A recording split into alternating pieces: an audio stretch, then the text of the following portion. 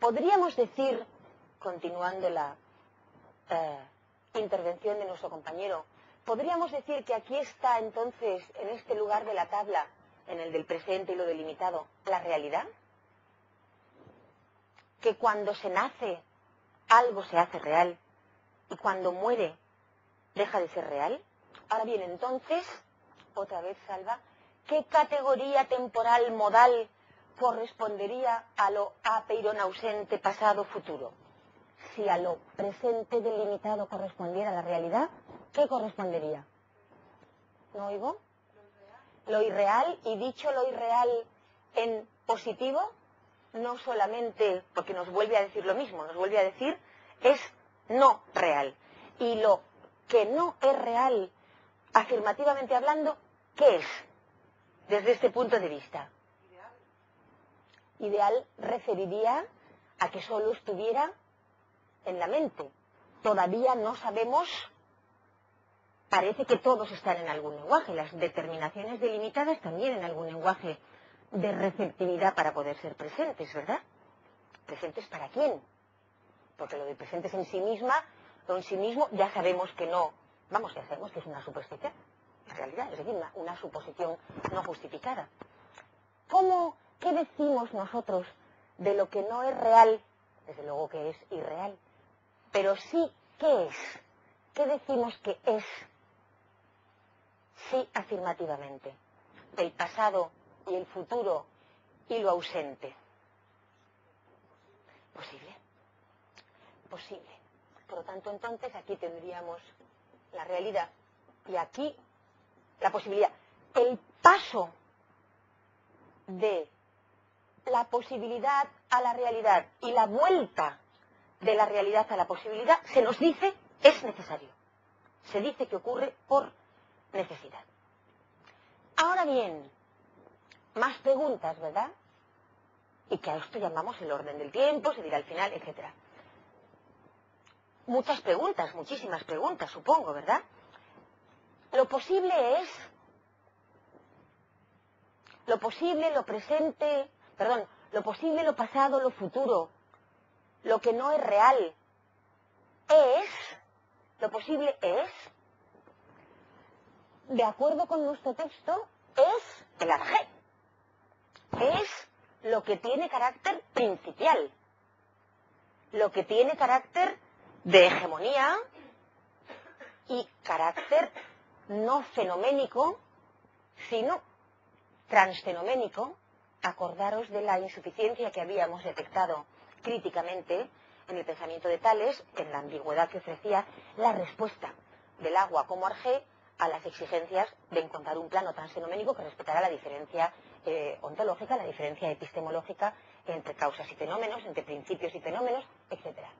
Por lo tanto, aquí se está diciendo en efecto que la ausencia y lo pasado y lo futuro, por el momento hemos dicho lo pasado y lo futuro, es, y es con carácter de arjé. Y es con carácter de arjé. Por lo tanto, no que no es, como si hubiéramos reducido el ser a la realidad de lo presente. Si no fuera así, no podríamos explicar jamás el nacimiento y la muerte. ¿Cómo podría provenir la realidad del no ser? Ya sé que eso a vosotros, después de siglos enteros de génesis y de pseudo-racionalidad genética, os parece una cosa natural y no os escandaliza, ¿verdad? Pero no puede provenir nunca el ser del no ser. Salvo que por no ser no estemos diciendo no ser, sino no real. No seamos entonces serios en eso. Claro, hasta dicho en castizo, de donde no hay, no puede. ¿De dónde podría venir la realidad de lo presente si dijéramos que el pasado pertenece al no ser, que el futuro también? No podríamos explicar nunca el nacimiento, la muerte ni el tiempo. Porque entonces habría una especie de suceso milagroso, incomprensible, en cada uno de los instantes se estaría creando de la nada, sin continuidad ninguna, algo, por otra parte, totalmente irreconocible. Si no hubiera la mismidad de lo que persiste, no podríamos reconocer, ni pensar, ni siquiera tener percepción. En realidad, ni siquiera la esquizofrenia más patológica, clínica y dolorosa que podamos imaginarnos sería la de una instantaneidad permanente de lo constantemente surgido.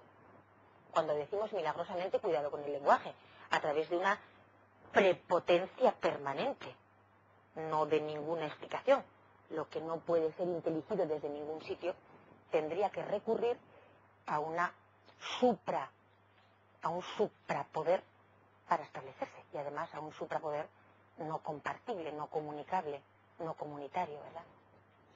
Por lo tanto, entonces, lo que estamos diciendo es que los presentes se dan por la delimitación, determinación, diferenciación de la indeterminación, y vuelve, y lo que llamamos muerte, vuelve otra vez a esa ausencia, posibilidad. Ahora bien, más cosas. ¿Es que no hay posibilidad y ausencia en el presente?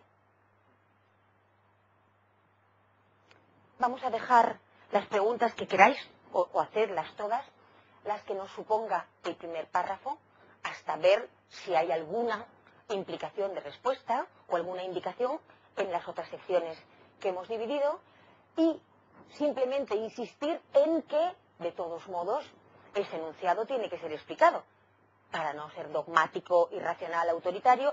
¿Qué significa que esto ocurra por necesidad? De manera que nacer es delimitarse, definirse, determinarse. Morir es deslimitarse, desdefinirse, indeterminarse otra vez. Vez que a lo mejor no es equivalente a la vez primera, ¿verdad? Tampoco tienen de antemano por qué ser concebidas por nosotros como iguales, ¿verdad? Pero de ese paso, de ese tránsito, de un lugar infinito, indeterminado, a lo finito y la vuelta a lo infinito, de ese tránsito se nos dice que es por necesidad. Y esto tiene que ser explicado porque la tradición de la filosofía es una tradición comunitaria, compartida, comunicativa, y por lo tanto que no establece dogmáticamente nunca nada que nos explique. ¿Qué significará entonces ese catatogreón, ese por necesidad? ¿Por qué? ¿Sí? No, yo lo buscaba como un paralelismo con el acto y la potencia.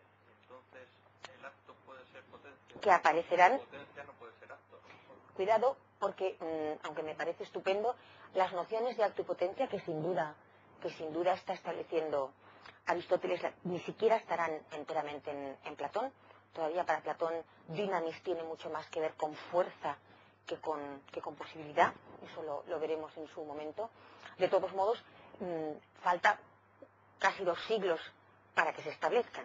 Ahora bien, el razonamiento sí interesaba de lo que estabas diciendo. La potencia sí se puede hacer acto, decías. El acto no se puede hacer potencia, decías. Claro, ¿en qué casos las acciones, eliminando de acto potencia, que suena a terminología pseudosexual rarísima, además, rarísima? Lo digo porque me acuerdo una vez, bueno, si no os importa que nos distendamos, un profesor que yo tenía, cuyo nombre no diré, porque todavía vive, a las 8 de la mañana en la Complutense hablaba de metafísica escolástica, y decía, porque cuando el acto y la potencia, era evidente ya, se encuentran, entonces, y saltaban unos sácratas encantadores, amigos míos, y detrás, no sigas, macho, que esto es muy peligroso, que no sé qué, bueno, decía cosas peores. Bien, pues si eliminamos esa terminología así entendida y entendemos acción y posibilidad, que es lo que está aquí involucrado, es que no habría acciones posibilitantes.